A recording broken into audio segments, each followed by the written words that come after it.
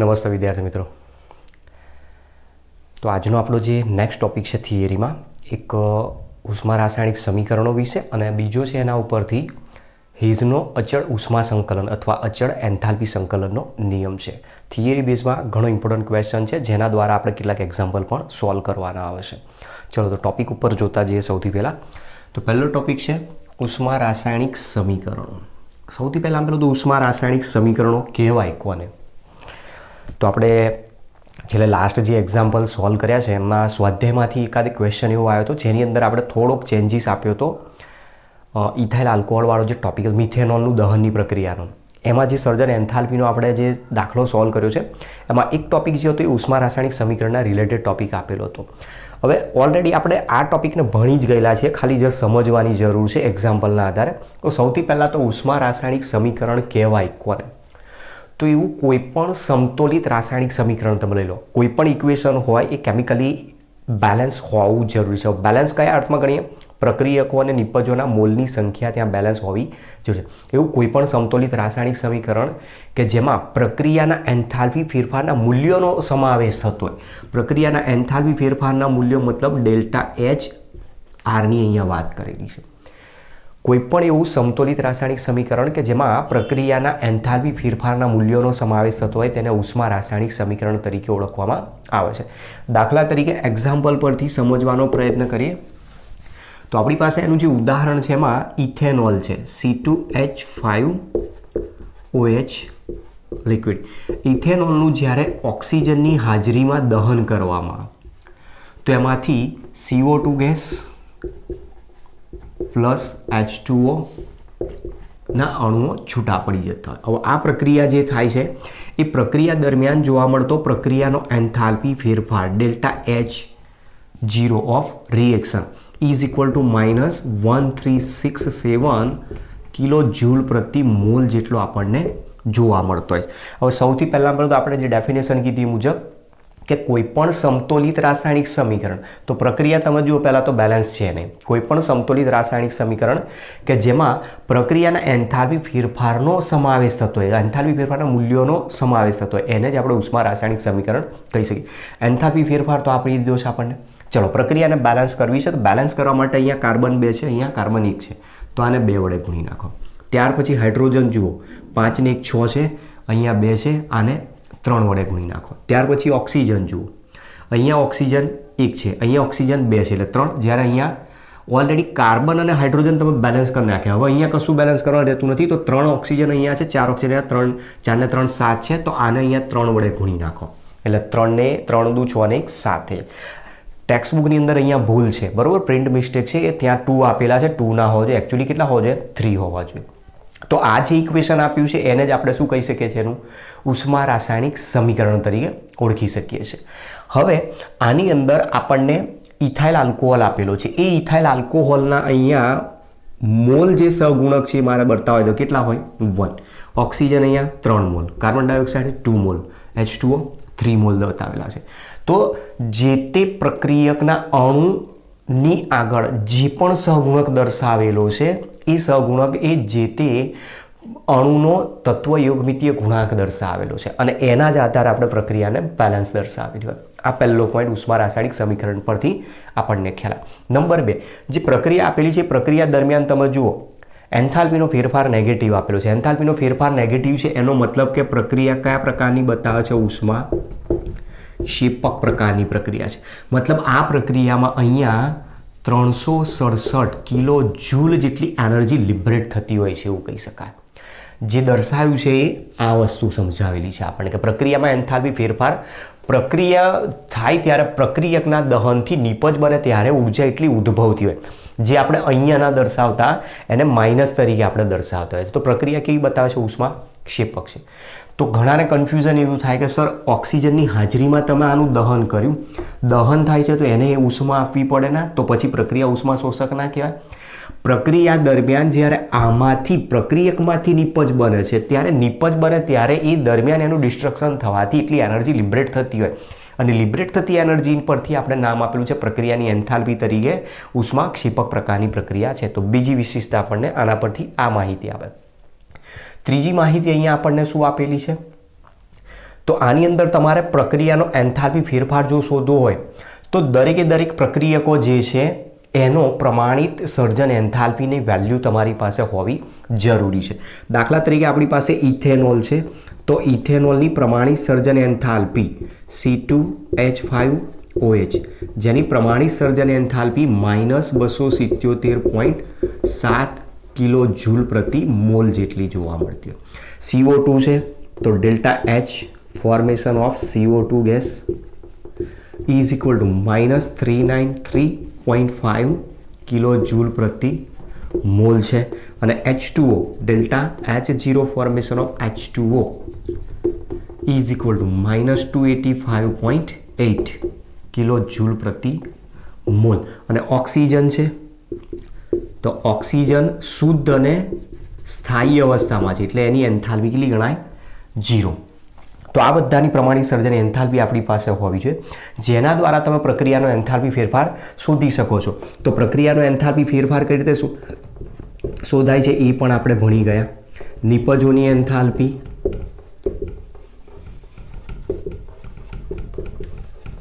નિપજોની પ્રમાણિત એન્થાલ્પી ઓછા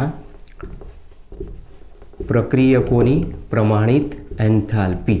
આ ફોર્મ્યુલા આપણે દાખલાની અંદર પણ ઓલરેડી યુઝ કરેલી છે, જેના આધારે જો મારે દર્શાવે તો નિપજની એન્થાલ્પી નિપજ તરીકે CO2 અને H2O આપેલા છે. તો CO2 આપેલા છે 2 મોલ, તો 2 into delta H formation of CO2 gas plus 3 into delta H formation of H2O liquid minus ત્યાર પછી પ્રક્રિયક અહીંયા ઇથેનોલ 1 જ મોલ છે તો delta H0 formation of C2H5 અને ચોરસ કૌંસ તરીકે લઈ લઈએ.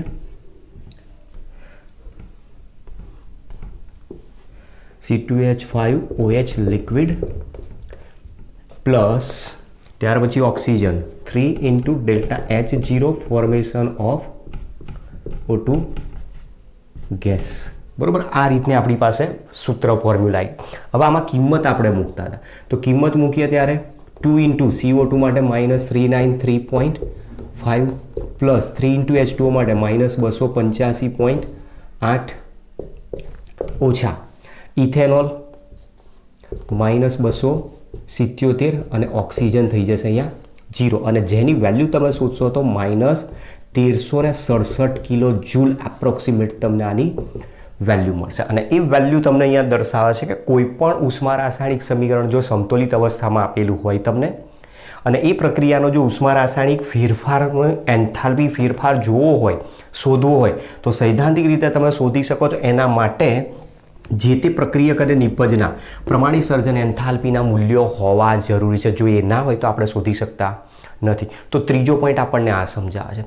ત્યાર પછી ચોથો પોઈન્ટ શું કહેવા માંગે? ચોથો પોઈન્ટ આની અંદર એવું કહે છે કે કોઈ પણ ઉષ્મા રાસાયણિક સમીકરણ તમને આપેલું હોય ને જે ઉષ્મા રાસાયણિક સમીકરણનું ઇન્વર્ઝન લેવામાં, મતલબ એને જો ઉલટાવી દેવામાં તો પ્રક્રિયાનો એન્થાલ્પી ફેરફાર પણ બદલાઈ જાય છે, જેના વિશે પણ આપણે ઓલરેડી ભણી ગયા છે. એક્ઝામ્પલમાં આવતો હતો તો N2 gas plus 3H2 gas gives 2NH3 gas. Ammonia બનાવવાની હેબર પદ્ધતિમાં પ્રક્રિયાનો એન્થાલ્પી ફેરફાર -92.4 કિલો જૂલ જેટલો છે. બરોબર, આ વસ્તુ ધ્યાન રાખજો. ચોપડીની અંદર થોડી ઘણી એરર આપેલી હશે એટલે એ ચેન્જીસ કરી દેવાનું. હવે આ પ્રક્રિયાને જો ઉલટાવી દેવામાં મતલબ કે 2NH3 ગેસ એનું વિઘટન જો કરવામાં આવે તો નાઇટ્રોજન વાયુ છૂટો પડી જશે અને હાઇડ્રોજન વાયુ છૂટો પડી જશે. તો એ દરમિયાન જે એન્થાલ્પી ફેરફાર મળશે એ +92.4 કિલો જૂલ પ્રતિ મોલ જેટલો મળે છે. હવે આ વસ્તુ શું સમજાવે છે આપણને સમજવા જેવું શું? નાઇટ્રોજન અને હાઇડ્રોજન બંને જ્યારે ભેગા થાય છે તો એક સંયોજન બનાવે છે. શરૂઆતમાં ચેપ્ટરમાં કહ્યું હતું કે કોઈ પણ રાસાયણિક બંધ નિર્માણની પ્રક્રિયા હંમેશા ઉષ્મા ક્ષેપક હોય. તો એ દરમિયાન શું કરે છે? પ્રક્રિયા ઉર્જા ગુમાવે છે. તો પ્રક્રિયા ઉષ્મા ક્ષેપક, તો એમોનિયા બને એ દરમિયાન એટલી હીટ લિબરેટ થાય છે. હવે મારે જો એના જેટલી ઉર્જા હું આપી દઉં તો પાછા નાઇટ્રોજન હાઇડ્રોજન છૂટા પડશે, પણ ઉર્જા કેવી આવશે?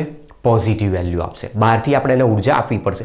તો આ પ્રક્રિયા ઉષ્મા શોષક બતાવે છે અને આ પ્રક્રિયા ઉષ્મા ક્ષેપક પ્રકારની છે, મતલબ કે અહીંયા જે આપેલી છે એ એક્ઝોથર્મિક રિએક્શન આપી છે અને અહીંયા જે આપી છે એ એન્ડોથર્મિક રિએક્શન પ્રકારની સમજૂતી આપી. તો ઉષ્મા રાસાયણિક સમીકરણની અંદર આપણને આ જ વસ્તુ સમજાવેલી છે. ટેક્સ્ટબુકમાં બીજું એક્ઝામ્પલ પણ આપણને આપેલું છે Fe2O3 એની હાઇડ્રોજન સાથેની પ્રક્રિયાથી. કોઈ જરૂર નથી, આ એક જ એક્ઝામ્પલ ઉપરથી સમજી શકાય છે અને બધા જ મુદ્દા આપણને આ બે એક્ઝામ્પલ પરથી જ મળી જાય એવા છે. બરાબર, તો આ પોઈન્ટ સૌથી પહેલાં સમજાય ઉષ્મા રાસાયણિક સમીકરણ. હવે ઉષ્મા રાસાયણિક સમીકરણોનો ઉપયોગ કરીને આપણે આગળની થિયરી સમજવાની છે હેઝનો અચળ ઉષ્મા સંકલનનો નિયમ અથવા અચળ એન્થાલ્પી સંકલનનો નિયમ વિશે. શું છે સમજીએ છે. ચલો,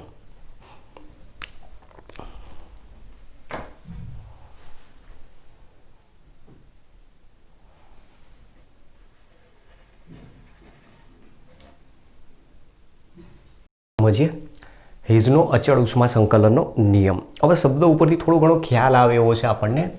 એક રશિયન વૈજ્ઞાનિકનું નામ આપેલું છે હેઝ, જેમણે 1840ની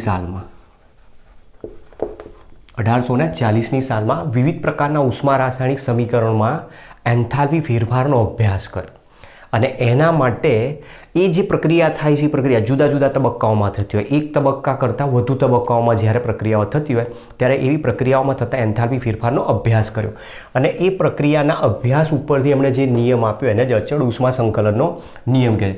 તો અહીંયા એક શબ્દ આપેલો છે અચળ, અને અચળની કોની વાત કરેલી છે? ઉષ્મા. મતલબ પ્રક્રિયા દરમિયાન જે ઉષ્માનો ફેરફાર થાય છે એ અચળ રહે છે એવું આમાં કહેવા માંગે છે. તો હેઝે જે અચળ ઉષ્મા સંકલનનો નિયમ આપ્યો એ નિયમ શું છે એને આપણે સમજવાનો પ્રયત્ન કરીએ. એને એક્ઝામ્પલ દ્વારા પણ સમજવો પડશે. તો આમાં એવું કહેવા માંગે છે કે પ્રક્રિયા જ્યારે એક કરતાં વધુ તબક્કાઓમાં થતી હોય ત્યારે એમાં જુદા જુદા તબક્કાઓમાં જે એન્થાલ્પી ફેરફાર હોય છે એ એન્થાલ્પી ફેરફારને આધારે આપણે સમગ્ર પ્રક્રિયાનો એન્થાલ્પી ફેરફાર કેટલો છે ક્યારેય પ્રાયોગિક રીતે આપણે નક્કી કરી શકતા નથી. કોઈ એક તબક્કા કે જેમાં સૂક્ષ્મ ફેરફાર થતો હોય, સૂક્ષ્મ એન્થાલ્પીનો ફેરફાર થતો હોય, એની અંદરથી આપણે એનો પ્રાયોગિક રીતે એન્થાલ્પી ફેરફાર ક્યારેય મેળવી શકતા નથી. સાથે સાથે ઘણી વખત એવું બનતું હોય કે પ્રક્રિયામાં અલગ અલગ પ્રકારની પ્રક્રિયા થતી હોય, તટસ્થીકરણની પ્રક્રિયા થતી હોય, દહન પ્રક્રિયા થતી હોય, સર્જન પ્રક્રિયા થતી હોય અને એમાં જે એન્થાલ્પીનો ફેરફાર થતો હોય તો સર્જન એન્થાલ્પી ફેરફાર, દહન એન્થાલ્પી ફેરફાર, તટસ્થીકરણની પ્રક્રિયાનો એન્થાલ્પી ફેરફાર, એ જો બધું શોધવું હોય તો એના માટે હેઝનો અચળ ઉષ્મા સંકલનના નિયમનો જ ઉપયોગ કરવામાં આવતો હોય છે. હવે આમાં નિયમમાં શું કહે છે કે રાસાયણિક પ્રક્રિયાનો કુલ એન્થાલ્પી ફેરફાર, કોઈ પણ રાસાયણિક પ્રક્રિયાનો કુલ એન્થાલ્પી ફેરફાર એ તે પ્રક્રિયાના જુદા જુદા તબક્કાઓના એન્થાલ્પી ફેરફારના કુલ બૈજિક સરવાળા બરાબર હોય છે. કોઈ પણ રાસાયણિક પ્રક્રિયા અથવા તમે કોઈ પણ ઉષ્મા રાસાયણિક સમીકરણ પણ શબ્દ લખી દો, કોઈ પણ રાસાયણિક પ્રક્રિયાનો કુલ એન્થાલ્પી ફેરફાર મતલબ ડેલ્ટા HR જેને આપણે કહીએ છીએ, કોઈ પણ રાસાયણિક પ્રક્રિયાનો એન્થાલ્પી ફેરફાર એ તે પ્રક્રિયાના જુદા જુદા તબક્કાઓના એન્થાલ્પી ફેરફારના કુલ બૈજિક સરવાળા બરાબર હોય છે.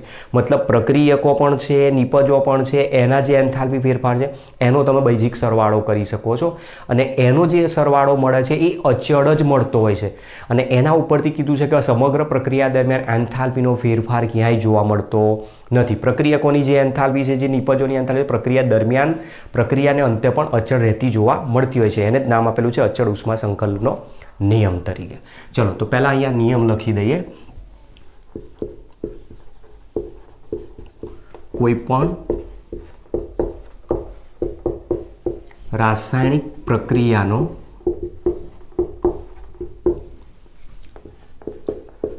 કુલ એન્થાલ્પી ફેરફાર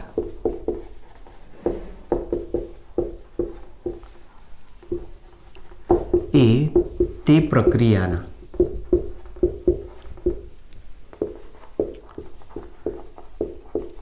જુદા જુદા તબક્કાઓના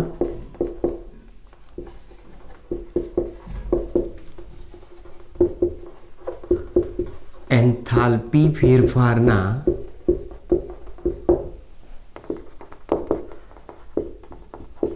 બૈજિક સરવાળા બરાબર હોય છે, જેને અચળ ઉષ્મા સંકલનનો નિયમ તરીકે ઓળખવામાં આવતું હોય છે. તો હવે આમાં કહેવા એવું માગે છે કે કોઈ પણ રાસાયણિક પ્રક્રિયા તમે લેશો ત્યારે રાસાયણિક પ્રક્રિયામાં પ્રક્રિયા અચળ તાપમાન અને અચળ દબાણે જો થતી હોય અને મતલબ કે આને સમજવા માટે આપણે એન્થાલ્પી ફેરફાર છે, એન્થાલ્પી ફેરફાર છે એટલે અચળ તાપમાન અને અચળ દબાણની જરૂર પડશે. તો જ્યારે અચળ તાપમાન અને અચળ દબાણે પ્રક્રિયા થતી હોય તો પ્રક્રિયકોની જે એન્થાલ્પી છે, નિપજોની જે એન્થાલ્પી છે એ પ્રક્રિયાને અંતે હંમેશા અચળ રહે છે, જેના કારણે પ્રક્રિયાની કુલ એન્થાલ્પી ફેરફાર પણ અચળ રહે છે. અને એ વસ્તુ કોણે સમજાવી? હેઝ નામના વૈજ્ઞાનિકે સમજાવેલી છે. તો પ્રક્રિયા એક કરતાં વધુ તબક્કાઓમાં થતી હોય તો એના એન્થાલ્પી ફેરફારનો કુલ બૈજિક સરવાળો, સરવાળા બાદ બાકી, જેના માટે આપણે સિમ્પલ શબ્દ વાપરે, બૈજિક સરવાળા બરાબર તમે દર્શાવી શકો છો.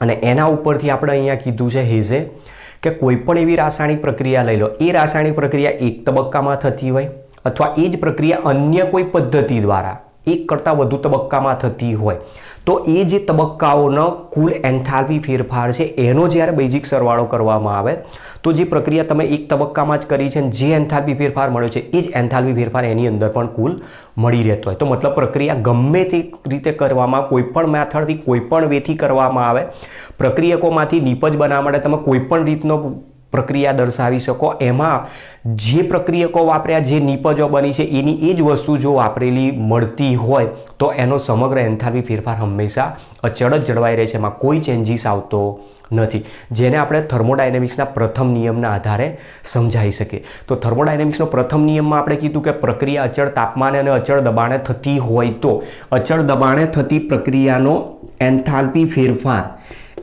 અચળ દબાણે થતી પ્રક્રિયાનો એન્થાલ્પી ફેરફાર એ પ્રક્રિયા દરમિયાન ગુમાવેલી અથવા મેળવેલી ઉષ્મા બરાબર હોય છે, જે હંમેશા પ્રક્રિયા દરમિયાન કેવો રહે છે? અચળ જ રહે છે, જેને જ હેઝનો અચળ ઉષ્મા સંકલનનો નિયમ કહે. તો હેઝના નિયમના આધારે આપણે એક વસ્તુ સમજાવી શકીએ છીએ, જે મેં ઓલરેડી આગળ કહી દીધું છે કે પ્રાયોગિક રીતે માપી ન શકાતા એવા નાના નાના તબક્કાઓના એન્થાલ્પી ફેરફારના મૂલ્યો અથવા માપી ન શકાતા હોય તેવા પ્રાયોગિક મૂલ્યોને, એન્થાલ્પી ફેરફારના મૂલ્યોને હેઝના નિયમ દ્વારા શોધી શકાય છે. પ્રક્રિયા એક કરતાં વધુ તબક્કામાં થતી હોય તો એનો એન્થાલ્પી ફેરફાર માપીને એનો સરવાળો કરી નાખો. પ્રક્રિયા કોઈ પણ પદ્ધતિથી થતી હોય, કોઈ પણ પ્રક્રિયા બતાવેલી હોય, દહન પ્રક્રિયા હોય, સર્જન પ્રક્રિયા હોય, તટસ્થીકરણ પ્રક્રિયા હોય, તો એનો એન્થાલ્પી ફેરફાર પણ આપણે હેઝના નિયમને આધારે દર્શાવી શકતા હોય. હવે આને મારે એક્ઝામ્પલ પરથી સમજવું હોય તો કઈ રીતે સમજાય છે? જુઓ, એક્ઝામ્પલ પરથી સમજવાનું છે. મેઇન પોઈન્ટ આપણો એના ઉપર છે. દાખલા તરીકે આપણી પ્રક્રિયા છે કાર્બન, ગ્રેફાઇટ્સ લઈએ છીએ આપણે. કાર્બનનું ઓક્સિજનની હાજરીમાં જ્યારે દહન કરવામાં આવે છે તો એ પ્રક્રિયા દરમિયાન CO2 ગેસ બનતો હોય, જે પ્રક્રિયામાં પ્રક્રિયાનો એન્થાલ્પી ફેરફાર, જેની વેલ્યુ આપણને 393.5 કિલો જૂલ પ્રતિ મોલ જેટલી મળતી હોય છે. એક મેથડ આ છે કે જેમાં કાર્બનની સીધું ઓક્સિજનની હાજરીમાં દહન કરવાથી CO2 ડાયરેક્ટ બની જતો હોય. તો એ સમગ્ર પ્રક્રિયાનો એન્થાલ્પી ફેરફાર આપણને -393.5 કિલો જૂલ પ્રતિ મોલ જેટલો મળે. હવે આ જ પ્રક્રિયા જો બીજી રીતે કરવામાં, મતલબ એક કરતાં વધુ તબક્કામાં, સપોઝ ધારી લો કે કાર્બનની પ્રક્રિયા 1/2 મોલ ઓક્સિજન સાથે કરવામાં આવે તો એના દ્વારા સૌથી પહેલાં શું મળશે? કાર્બન મોનોક્સાઇડ વાયુ બનશે. એ કાર્બન મોનોક્સાઇડ વાયુ જે બને છે એનો એન્થાલ્પી ફેરફાર ડેલ્ટા H0, આ પ્રથમ તબક્કો છે તો અહીંયા હું કહી દઉં છું ડેલ્ટા H1 0 તરીકે.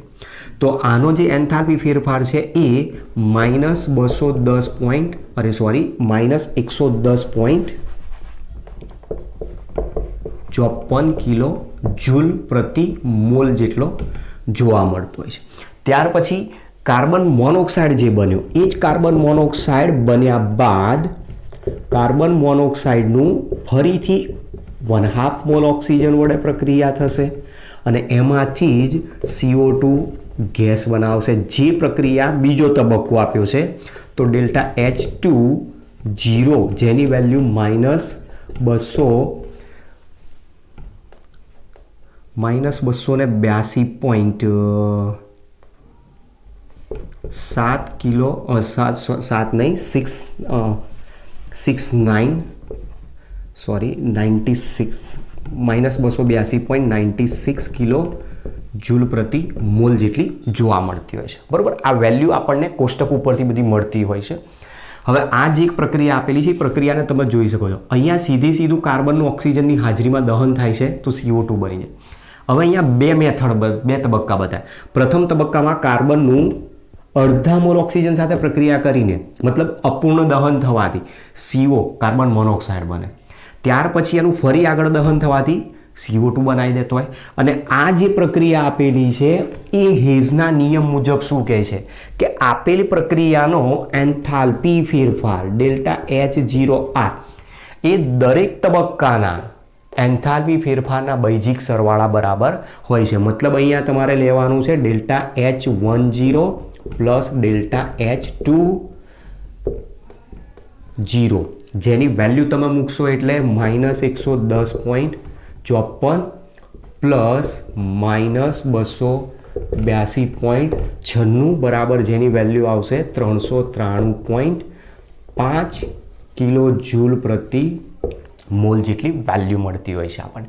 તો આ જે દર્શાવ્યું એમાં શું કહે છે પ્રક્રિયા જ્યારે સંપૂર્ણ દહન બતાવે છે ત્યારે જે એન્થાલ્પી ફેરફાર હતો એ પ્રક્રિયા જ્યારે એક કરતાં વધુ તબક્કામાં થતી જોવા મળે ત્યારે પણ એન્થાલ્પી ફેરફાર એનો અચળ જળવાઈ રહે છે.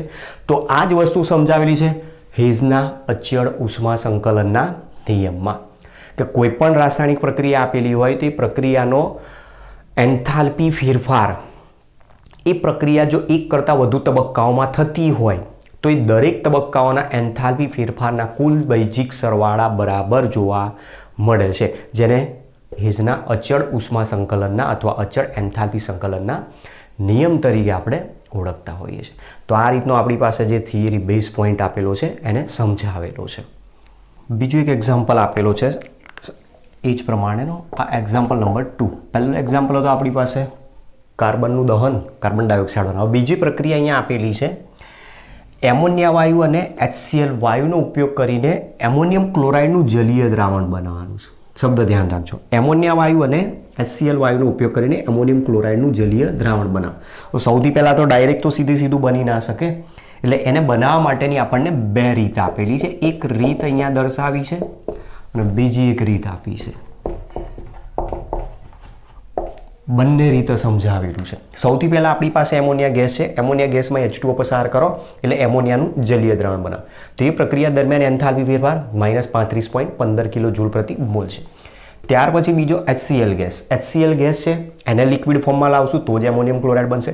HCl ગેસ છે H2O પસાર કર્યો HCl એક્વિયસ બનાવ્યો તો આ પ્રક્રિયાનો એન્થાલ્પી ફેરફાર આવ્યો.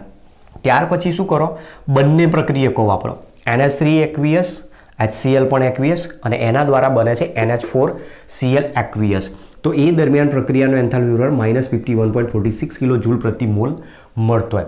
હવે આપણી પાસે જનરલ રિએક્શન પહેલું આ હોય એમોનિયા વાયુ આપણને આપેલો હોય અને HCl ગેસ આપેલો હોય. બંને આ વાયુ ફોર્મમાં હોય છે બરાબર. પછી આ દ્રાવણ બનાવતા હોય. હવે એને તમે જ્યારે પાણીમાંથી પસાર કરો છો ત્યારે એમોનિયમ ક્લોરાઇડનું જલીય દ્રાવણ બનતું હોય છે. કારણ કે એમોનિયાનું જલીય દ્રાવણ બનાવશો એટલે NH4+ આયન બનશે. HClનું જલીય દ્રાવણ બનાવશો એટલે H+Cl- એમાંથી છૂટા પડશે અને ત્યાર પછી આ બંને ભેગા થઈને એમોનિયમ ક્લોરાઇડ બને. તો એ જે પ્રક્રિયાનો સમગ્ર એન્થાલ્પી ફેરફાર બતાવ્યો છે એ ત્રણ પ્રક્રિયાઓના એન્થાલ્પી ફેરફારના બૈજિક સરવાળા બરાબર -158.99 કિલો જૂલ પ્રતિ મોલ પણ જે હેઝનો નિયમ સમજાય.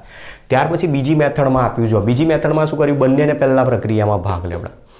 એમોનિયા વાયુ અને HCl વાયુને એકબીજા સાથે જ્યારે શરૂઆતમાં રિએક્ટ કરવામાં આવે તો એમોનિયમ ક્લોરાઇડ સોલિડ ફોર્મમાં મળતો હોય.